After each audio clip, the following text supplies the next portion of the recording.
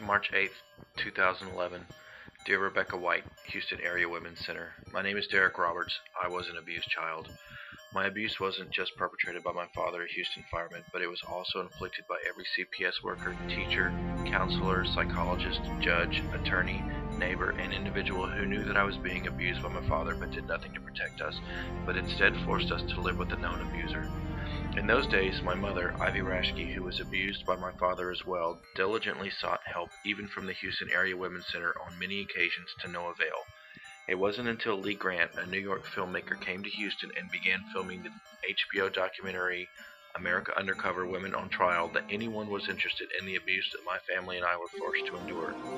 It took a filmmaker 1,500 miles from Houston to expose the corruption and abuse that was being allowed to ruin and take lives here in Houston. It was only then did I ever see anyone interested in helping those abused. We are once again living in a similar time. Abuse is abounding and no one does anything about it. As an abuse victim, I know that abuse takes on many more forms than just physical and sexual abuse. Abuse is not limited to what goes on inside of your four walls.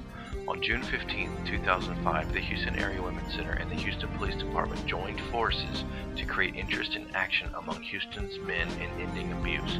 Was this just a marketing gimmick? Does the Houston Area Women's Center have a different set of standards of abuse for its partners and sponsors? Has the Houston Area Women's Center become a business with corporate sponsors, or is the Houston Area Women's Center still committed to helping women who are being abused? My mother, Ivy Raschke, is being abused. This abuse is at the hands of Jason Few, president of Reliant Energy, a large corporate sponsor who has known for 90 days that Ivy Raschke is boycotting Reliant Energy for advertising with a Chicago Tribune news article, "Judge Says Faith Alone Can't Overcome Rules," invalidating a written, publicized blasphemy against God and religious discrimination. He has refused to even contact her. Centerpoint Energy, another large corporate sponsor, executives have sent stalkers on 4 separate occasions to stalk and intimidate Ivy Raschke. These stalkers, the same each time, have accused Ivy Raschke of stealing electricity and tampering with the smart meter.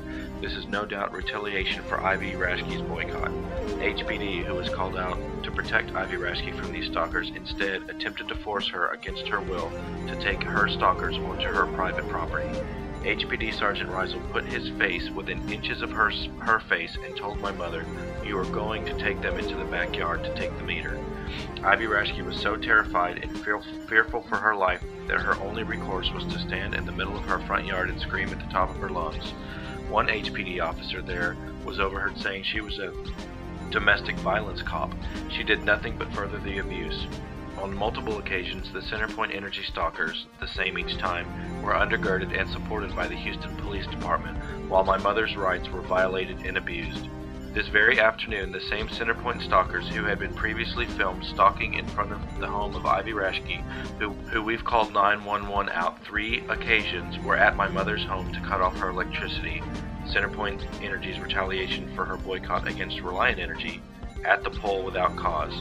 While Centerpoint Energy has been a dedicated provider of financial support for many volunteers to the Houston Area Women's Center for many years, quote, they have also been the perpetrators of abuse of my mother. Will this abuse be tolerated by the Houston Area Women's Center, or will my mother continue to be a woman on trial? As a child, I remember watching those who abused me constantly getting away with the abuse, only to be revered and rewarded for that abuse. My father horribly abused us and he got away with it, as did the judge, the attorney, the court-appointed psychologist, and others involved in my case. In your Reasons for Working with Men and Boys, the Houston Area Women's Center states that men experience violence too. Many are survivors, but few get the needed support to heal from their experience. As a man who was abused as a boy, I can attest to the truth of the preceding statement. I can also tell you that the number one thing that a man or boy needs to see to truly heal is that those who claim to stand against abuse will stand against those who inflict abuse, not just offer lip service and cower in the face of abuse. For years, we've had a document on file with the Houston Police Department stating that our lives are in jeopardy. No one deserves to be abused, whether you are the socialite wearing a Neiman Marcus frock or the homeless woman left underneath the bridge. Your website urges men, reclaim manhood, create a violence-free Houston today. Do these words apply to every man, or are your corporate sponsors and HPD partners exempt? As I watch my mother continually abused by these leaders and their so-called strong community, strong commitment, It reminds me of when I was a small boy and I watched my father constantly protected by those who were helping him to abuse me. When I see this, I have to wonder if we've really come any farther than the good old boy system that was prevalent during the time the HBO documentary was filmed. It's been 76 days since I wrote and sent my letter to Rebecca White, the president of the Houston Area Women's Center, concerning the abuse inflicted upon my mother by Centerpoint Energy, Reliant Energy, and the Houston Police Department. The only response I've received was an email from info@hawc.org stating, "Dear Mr. Roberts, thank you for your email. As requested, your email was forwarded to and read by President and CEO Rebecca White." As of March 16, 2011, President and CEO Rebecca White knew that Ivy Raschke was being abused by corporate sponsors of the Houston Area Women's Center and has done nothing. The Houston Area Women's Center has a page on their site called Reasons for Working with Men and Boys. Under the heading What Men Can Do, it states, most men do nothing to stop other men who are abusive to women. It also says to take action, to serve as a mentor or role model, and to work as an ally. Under the heading Houston Men Against Violence, the history, the Houston Area Women's Center webpage states, Men of Houston, now it's your turn. Learn what you must do to end domestic and sexual violence. Under the heading Stay Informed, Men Against Violence, it says, domestic and sexual violence affects all of us and require our combined commitment and effort to eradicate them from our community. This call to action is directed towards all men as we encourage you to take an active role in ending violence at the individual, familial, and social levels. Reclaim manhood. Create a violence-free Houston today. The Houston Area Women's Center and the Houston Police Department have partnered together to teach us that abusers are losers. Only you can stop family violence.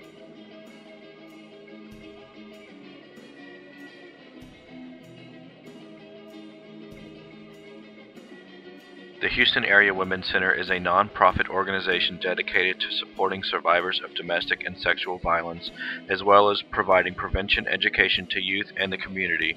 We advocate for those whose voices are silenced by the abuse of a stranger or a loved one. Join us in our mission as we work to end domestic and sexual violence. This is an excerpt from their mission statement. We seek social change to end domestic and sexual violence through community awareness and education. The Houston Area Women's Center's website, under the heading Get the Facts, Family Violence, states, what can you do? Violence is taught first in the family. A culture of violence is either reinforced or discouraged at home. Educate yourself about family violence issues. Teach your children that violence is always destructive and that respect for others is essential. Examine yourself, your community, family traditions, institutional practices, and public policies to see how violent images, attitudes, and beliefs are perpetuated. Do not blame the victim, but seek personal and social change. Under the heading Impact on Victims, blaming and shaming the victim are the two most effective tools the perpetrator uses to ensure no one intervenes. Do not blame the victim. Under the heading Quotable, the violation of a person's safety and well-being through violence and fear is unacceptable and should be condemned by family, friends, and the community. According to Nikki Van Hightower, Ph.D., although many things have changed, particularly in public understanding and legal and funding support, threats to women are still widespread, and there are still many people who would like to take away the rights of women and who are perfectly willing to use violence and discrimination against women. In the Culture of Abuse magazine, in an article posted from Jeff McShann, Channel 11 News, which was posted on February 17, 2011, Rebecca White states, stalking is where domestic violence was 20 or 30 years ago, said Rebecca White, president and CEO of the Houston Area Women's Center, and yet the law hasn't caught up with that. We are not treating it the same way as domestic violence or sexual assaults, even though the cause is the same and the victims are the same and the impact is the same. She continued, it's important to understand that stalking comes from the same place as domestic and sexual violence. It is all about power and control. In the same article, it states the most common fear expressed by the victims was not knowing what was going to happen next. In that same article, quoting from a woman who only wanted to be identified as Anne, she stated, I never know if the next step I take, the next breath I take will be my last.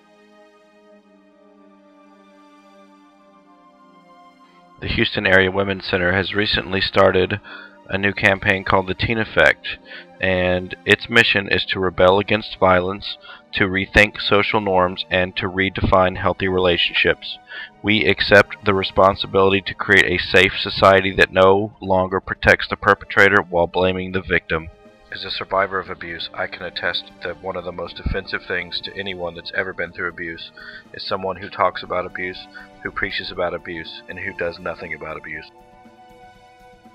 On May 6, 2011, the Houston Area Women's Center held their annual gala called The Glamour, Glitz, and Grins, Joan Rivers on the Red Carpet.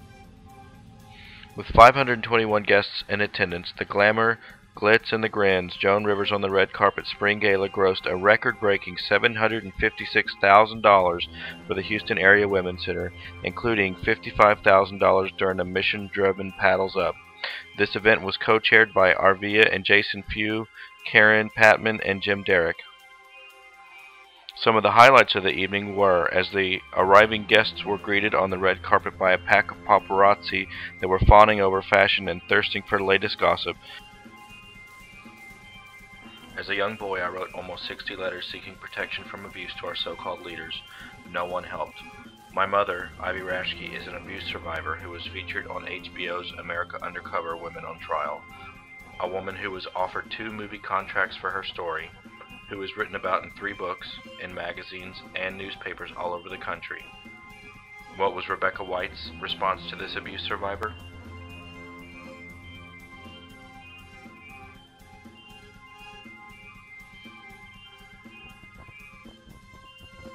May 20th, 2011. Dear Rebecca White, President, Houston Area Women's Center, and Brian Gallagher, President and CEO, United Way. On March 9th, 2011, you, the Houston Area Women's Center, and the United Way received Derek Roberts' March 8th, 2011 letter. On March 12th, 2011, a second request for answer was sent since there had been no response. On March 15th, 2011, a third request for answer was sent. 8 days from the first email, which chronicled stalking, emotional and physical fear, psychological brutality, etc. by Centerpoint Energy, the Houston Police Department, and Reliant Energy.